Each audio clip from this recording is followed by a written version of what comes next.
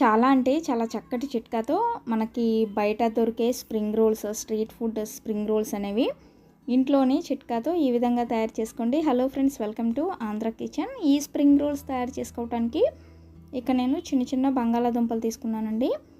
ఇప్పుడు ఈ బంగాళాదుంపలతో పాటు ఇక్కడ మనం టూత్ పిక్స్ ఉంటాయి కదా, టూత్ పిక్స్ కూడా తీసుకోవాలి. అలాగే బంగాళాదుంపలకి చెక్కు తీసేసుకోవాలి.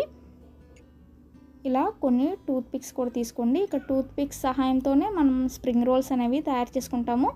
ఒకవేళ మీ దగ్గర పెద్దవి కనుక టూత్ పిక్స్ ఉన్నట్లయితే వాటితో కూడా తయారు చేసుకోవచ్చు. ఇలా బంగాళాదుంపలకి చెక్కు తీసేసుకున్న తర్వాత రెండు వైపులా ఎడ్జెస్ అనేవి కట్ చేసుకొని ప్రతి బంగాళాదుంపకి ఈ విధంగా టూత్ పిక్ని గుచ్చేసుకోవాలి.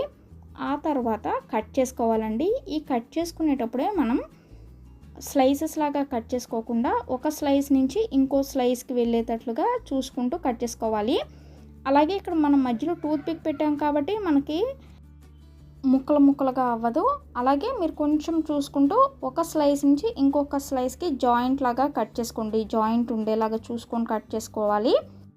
ఇలా అన్నిటినీ కట్ చేసుకొని ప్లేట్లో పెట్టేసుకొని ఇప్పుడు దీనికి మసాలా అనేది తయారు చేసుకోవాలండి. ఈ మసాలా తయారు చేసుకోవడానికి ఇక్కడ నేను కార్న్ఫ్లోర్ మొక్కజొన్న పిండి 2 చెంచాలు తీసుకుంటున్నాను. ఇందులో మైదా పిండి వేయాల్సిన పని లేదండి. మీరు కావాలంటే బియ్యం పిండి ఒక అర స్పూన్ వేసుకుంటే సరిపోతుంది. అలాగే ఇందులోకి కొంచెం ఉప్పు, కొంచెం అల్లం వెల్లుల్లి పేస్ట్ వేసుకొని గరం మసాలా ఒక పావు చెంచా వరకు వేసుకొని, అంటే మనం తీసుకునే పిండికి తగ్గట్టుగా వేసుకోవాలి. ఇక్కడ నేను కలర్ వేసుకుంటున్నానండి. కారం వేసుకుంటే మనం ఎక్కువసేపు ఫ్రై చేస్తాం కాబట్టి కొంచెం నల్లగా వచ్చేస్తాయి. కాబట్టి కొంచెం ఫుడ్ కలర్ అనేది యాడ్ చేసుకుంటున్నాను. మీకు ఫుడ్ కలర్ వేయటం ఇష్టం లేకపోతే స్కిప్ చేసుకోవచ్చు. ఇప్పుడు బాగా కలుపుకోవాలి. చాలా అంటే చాలా జారుగా ఉండాలండి. అదేనండి, నీళ్ళగా ఉండాలి. నీళ్ళగా ఉండేలాగా కలుపుకోవాలి.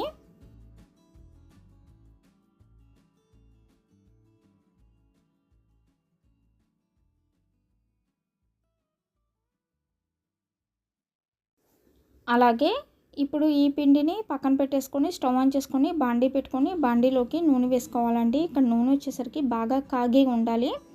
నూనె బాగా కాగితే మనకి స్ప్రింగ్ రోల్స్ అనేవి క్రిస్పీగా కరకరలాడుతూ వస్తాయి.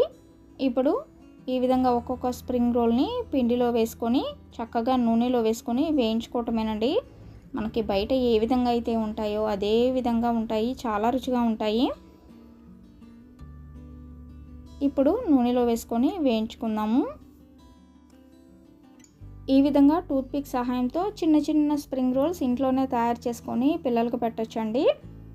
ఈ విధంగా నూనెలో వేసుకొని కొంచెం టైం అనేది ఎక్కువ పడుతుంది ఫ్రై చేసుకోవడానికి. అలాగే మంట కూడా పెద్ద మంటే పెట్టాలండి. హై ఫ్లేమ్లోనే పెట్టి ఫ్రై చేసుకోవాలి.